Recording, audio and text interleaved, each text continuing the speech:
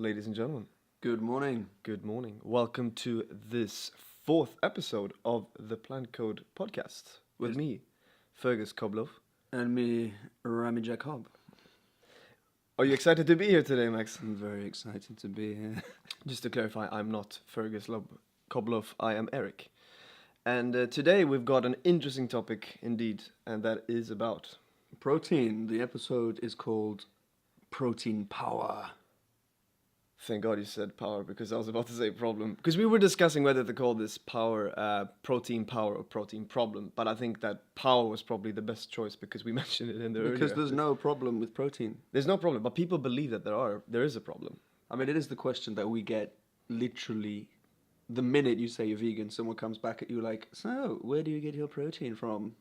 But yeah, we will be discussing today about the essentials when it comes to protein. What is protein? And one big question for all those people who don't believe that we vegans actually get our proteins from a plant-based source. Yeah, I mean, I don't know where that really comes from because no one seems to care about any other deficiency in the world apart from protein. I mean, we discussed in a previous episode we've talked about calcium, we've talked about vitamin D, we've talked about fiber, we've talked about B12, fiber. Oh yeah, we did talk about B12 yeah, a lot in the previous episode. If you haven't checked that out, episode 3, B12. Good episode. Can't remember the name of that. Can't remember the name. Something with It's B12. called the B12 business. Yes, indeed. B12 business. Anyway, so what is protein? We have looked into the definition, two very important sources, one being Wikipedia, our favorite source of information. But they actually gave a pretty valid explanation. I mean, even though there's a lot of junk on Wikipedia, but majority of the things that they do right is pretty based facts. So, proteins are essential nutrients for the human body. And they are one of the building blocks of body tissues and also serve as a fuel source. Can put it in your car. True that. Should try that. Like, throw some seeds in your tank. Pumpkin Let's seeds see in if the this tank. works. Well, actually, if it runs on sunflower oil, technically. There are actually buses in Sweden that run on sunflower. So yeah, our second source for the definition, we went for something slightly more official. It's the Harvard T.H Chan School of Public Health that we have quoted before, actually. I think they're very good. You should check out their website. And proteins found throughout the body in muscle, bone, skin, hair, and virtually every other body part. It makes up the enzymes that power many chemical reactions and hemoglobin that carries oxygen in your blood. At least 10,000 different proteins make you what you are and keep you that way, because you were born this way, as Lady Gaga would say. Exactly. Or Max. Important for growth and maintaining muscle. Yeah. Because everyone wants to get muscle these days. It's And I the think only that's also one of the reasons why people believe that protein is obviously the essential to build on your muscle tissues. And I think that's why people also believe that it's so essential. And it is essential to have good proteins in yourself. yeah, it's important if you're trying to grow as a child, becoming an adult, you're actually growing or you want to gain muscle. But ultimately, for a day-to-day normal human being that most of us are, you just have to meet a minimum level. And in the Western society, hardly anyone is deficient in protein.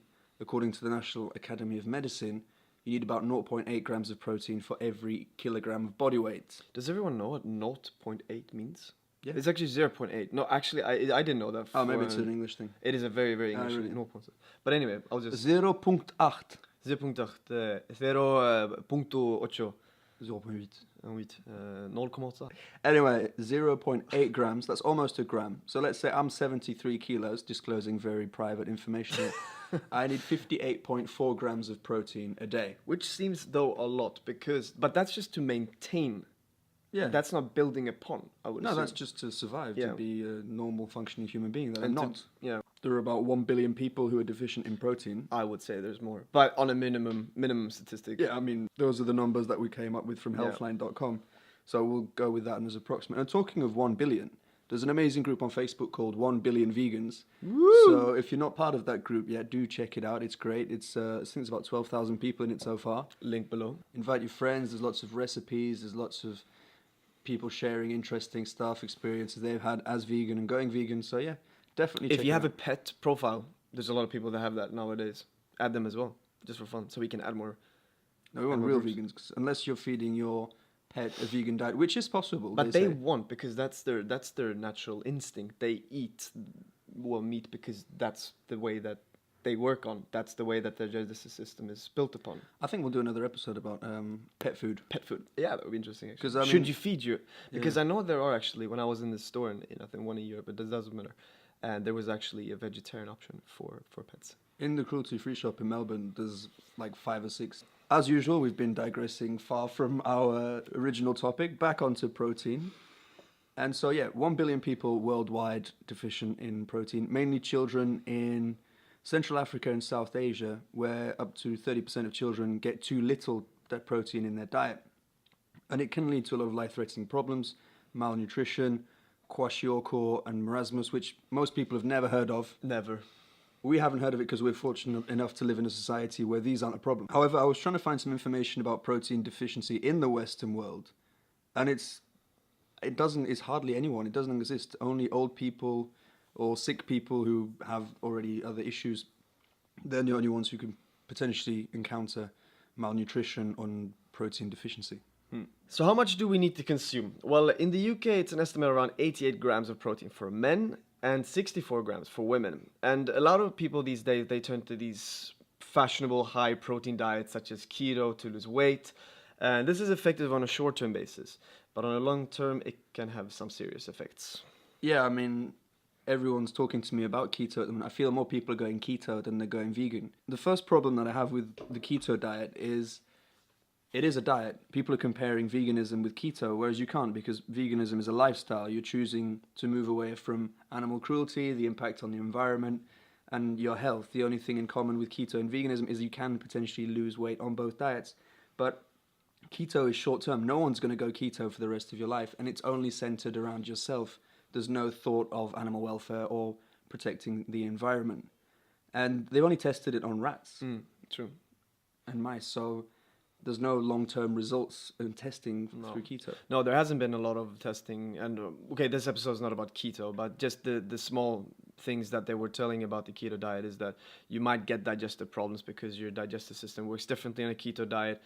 You'll get a bad breath, obviously. That's the worst thing, I think, to be honest. Yeah, so if you want to start to make a real difference, consider maybe the vegan style instead of doing a keto, and do thorough research before you decide to do anything. And it'll be much more beneficial for your health in the long term, because people can stick to a vegan diet because it's not a diet. You can eat as much food as you want. Whereas keto, you're literally removing a whole food group, as in carbs, and you're eating high fat, high protein, which over a long term can be really bad for your health. It can lead to really severe health problems, such as kidney damage. Well, I think we've got liver damage. We don't have kidney damage. Exactly. Kidney damage. Since your kidneys have to work harder to eliminate the excess of nitrogen and waste products of animal proteins. The important one that always comes back with animal products as well is the heart disease, because you have a high amount of saturated fats and cholesterol. So it's not just about the high amount of protein that's in the food. It's all the other stuff that's with it, such as, like I said, the saturated fats and the cholesterol. And the US National Institute of Health, they did a research on 84,000 women for 26 years. And to make a very long story short, if you replace 1 serving of red meat with 1 serving of nuts every day, you reduce your risk of heart disease by over 30%. Plus you're killing a lot less animals, and you're having a much better impact on the environment. And the other one that comes back always is cancer risk. Due to higher levels of meat-based protein consumptions, because eating more meat is associated with colon, breast, and prostate cancer.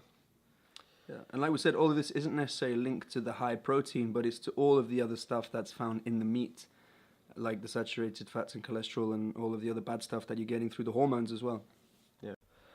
And the last one we'll talk about is the calcium deficiency.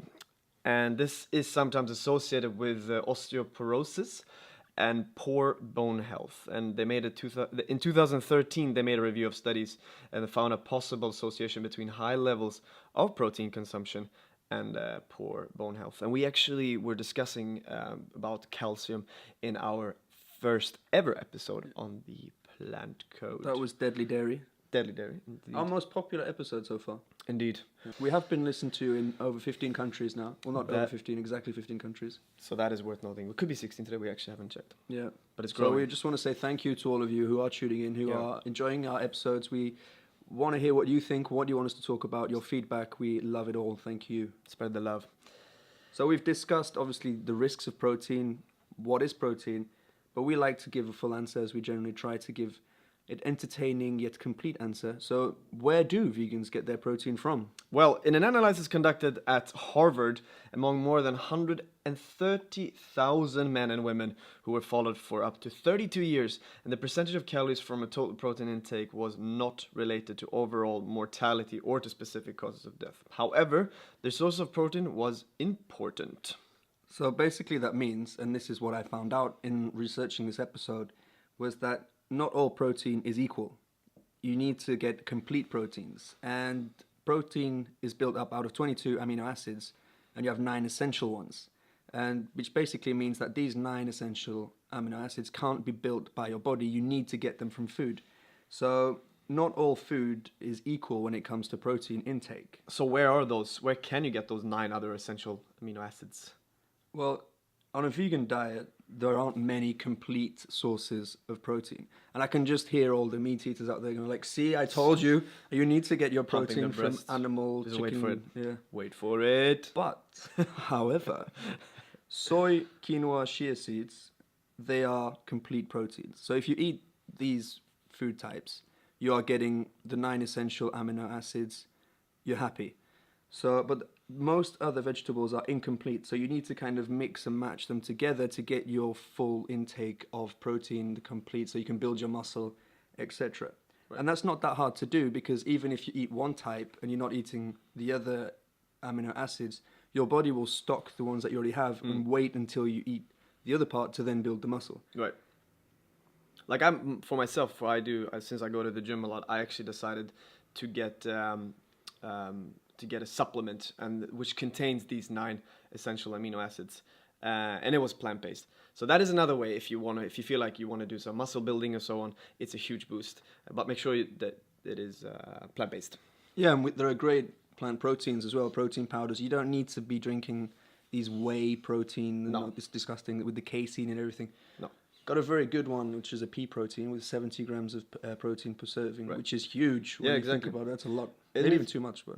True. It's good. It's done. We haven't really tried it for that long. Well, I think the heaviest lifting I do is my phone for Instagram anyways. You should take protein before you start using your phone every day.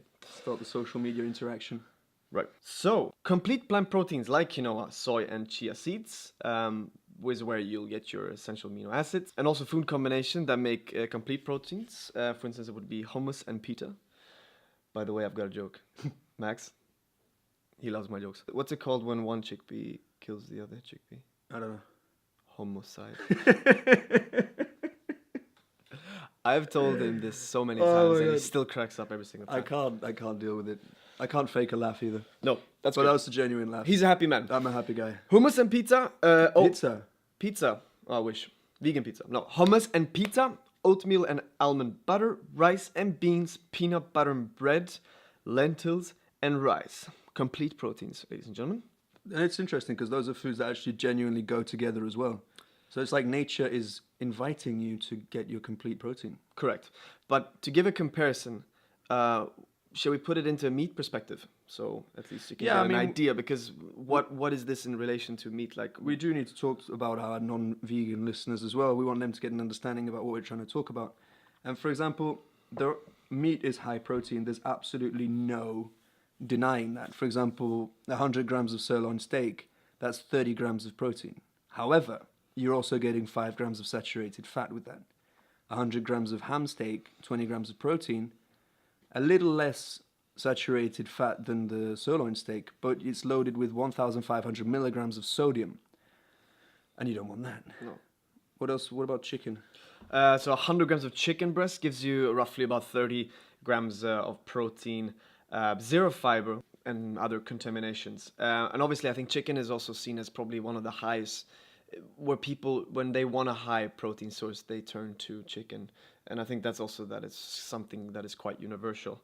I think it's in How Not to... which one of the documentaries is it? I think Forks Over Knives or maybe Cowspiracy. They talk about how people turn to kind of chicken breast as the healthier option, whereas that's probably the worst. Yeah. Because of the high sodium count, it's injected with salt Injections water, and the contamination that it has, and the fact that there's zero fiber in it as well, so your body struggles to break it down, and that it's filled with arsenic, which I didn't know. It's a highly poisonous chemical that's 4 times more toxic than Freddie Mercury. Yeah. So yeah. I love Freddie Mercury, by the way. I'm a big fan, huge fan of Freddie. It's early morning, so our humor levels is gone. But my hummus joke was funny. That was funny. That was funny. Did you see? Did you watch Bohemian Rhapsody? Yeah, I did. It's a good movie. Such a good. It could have been so much longer. Anyway, we'll do another movie review session on another episode. 100 grams of grilled salmon has about 27 grams of protein. It is naturally low in sodium, and it contains just over 1 gram of saturated fat. So as salmon and other fatty fish, they are excellent sources of omega-3, and we covered that in our last... Was it the last episode, or was this... I think we discussed it. Or was it in the second episode? We'll find out, and we'll also put basically a link below, description of what we were talking about omega-3. Just listen to all our episodes. Just listen to all of them. Actually, yeah, we won't mention anything. We'll just be like going through and listen to them all. Yeah. But they are really good sources of omega-3. And we will do another episode in the future about why you shouldn't eat fish. Because a lot of people can't find it quite easy to cut out the meat, cut out the chicken, and then they remain pescatarian. So we'll discuss it in a future episode of why you should cut fish out of your diet and how you can get the omega-3s and the protein and all of that stuff that people worry about. Well, actually, that's what we're talking about now, isn't it? So, high-protein plant foods. There's a lot. There is a lot. The highest one I found was seitan. Which Not is seitan. Seitan of swing. Which is becoming a lot more popular. It has about 25 grams of protein per 100 grams of seitan. And seitan is made from a wheat protein. It's a great meat replacement product. If you like that. I really do like it. I'm getting on board with that. It's almost too close to it in some... I had a chicken and gravy pie. Yeah. That was intense. Like, I honestly felt like I was eating chicken. I thought like the vegan cods were going to throw like tofu at me or something from up above. Throw seeds. Yeah. Pickle them in your eye. No, even for me, when I had seitan for the first time, I had to go back and ask if this was actually vegan or plant-based, because like you said, it was probably the closest when it comes to meat. The consistency, it's not the taste per se. It's probably the way that they flavored and spiced it, but it was the consistency. It's very dense, which scared the living. Did you lose your temper? Wow, we have to write a book, man. So soybeans, another high protein plant-based food. Tofu, my tempe, edamames, so roughly between 15 to 20 grams of protein per every 100 grams.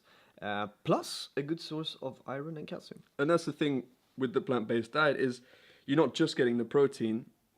You're not kind of sacrificing, okay, I'll get my protein intake, but I'm going to take in a lot of saturated fats and salt. You're getting a good source of protein and you're getting other vitamins and minerals. And that's what's interesting, is to get this complete diet of what you wanted. Lentils is personally one of my favorite because they got 18 grams of protein and 15 grams of fiber. And fiber is extremely important for your digestive system. We discussed it in the previous episode. And there's no saturated fat or sodium in lentils. Lentils is great if you want to like replace mincemeat, for example. I use it a lot. I make like a shepherd's pie or anything like that, or even like spaghetti bolognese. You replace the beef with the lentils, and it's like so good. Yeah, and it's so much better for you. Great protein intake, and it's meaty almost. Right. Speaking of that shepherd's pie, you did for the first time. Ooh. Great recipe from Bosch. If you haven't checked out Bosch, Bosch is a cooking show, and they're based. I caught them on Facebook, and they've got some decent recipes out there. And but they're not all vegan, their recipes, are they? Yeah, they are. Oh, they are all? All are plant-based. Also, link below. Big shout out to Bosch then. Big shout out to Bosch. And this is no collaboration. I just think they do such a great job, and they spend so much time to get some incredible dishes, and they do a well job. And their videos are really good as well. And it's super easy to follow. By just saying that shepherd's pie about the lentils, and the lentils you used as a meat replacement, and you can't really taste the difference. Chickpeas, kidney, black pinto beans has roughly around 10 to 15 grams of protein per 100 grams. They're excellent sources also of complex carbs, fiber, iron, phosphorus, and potassium. All important things to keep a healthy life. Mm-hmm. Let's talk about my nuts. Nuts in general. Nuts have about 20 grams per serving. My favorite one that I found out actually was the peanuts. Because I like peanuts, but you should obviously eat unsalted peanuts because otherwise you're going to put a lot of sodium salt into your body. But the peanut is also known as the goober or the monkey nut. Unbelievable. Yeah. I mean, monkey nut probably because the monkeys do tend to eat them a lot. And I remember when I was in Malaysia once in the monkey cave, they were just constantly eating them. But imagine spreading like goober butter on your toast. If you ask someone, would you like some goober butter on your toast? There is also we'll talk so many links today. Yeah. But there is another link as well that will give you a table of basically protein and what the greenhouse emissions are. Yeah, because we've talked only about health here, whereas I think it's important to try and incorporate the environmental aspect and the animal welfare aspect into each episode as well, because we're not just discussing your health. Yeah, vegan is like the complete protein itself. It's not just about the diet; it's about the ethical side about it. It's about the environmental side of it. Mm. So yeah. And this link's actually from Harvard, and it, in a nutshell, in a goober nutshell, it explains how the impact you're having on the environment by your choice of protein. So I'm gonna spoil this for you directly. Eat plant-based. It's a lot better for the environment and for your health and your health and for everyone else. And for the animals. Well, I think we... that went fast, to be honest. That went really quick. So that's it for today. That was Protein Power. Excellent. We hope you enjoyed this episode. If you have any questions, you think we missed anything out, you want to give us some feedback, feel free to send us an email at theplantcode@mail.com or connect with us on Instagram at theplantcode. We'd love to hear from you. We're everywhere. Make sure you also check out our other episodes. So we have only got now like 4 in total. So it would be a good 2 hours of your day of knowledge and facts and hopefully an inspiring podcast. And if you're enjoying this podcast so far, do share it with your friends. We want to reach as many people as we can. We're just trying to share a message here. We're not preaching. We don't pretend that we know everything. We're just 2 regular guys trying to share some information. We're and also share learning. Some love. Yeah. We're also learning every single day, and that's what it's all about. Ladies and gentlemen, I'm Fergus Kobloff. No, I'm Eric. I'm Max. And thank you for tuning in. See you next time. Much love.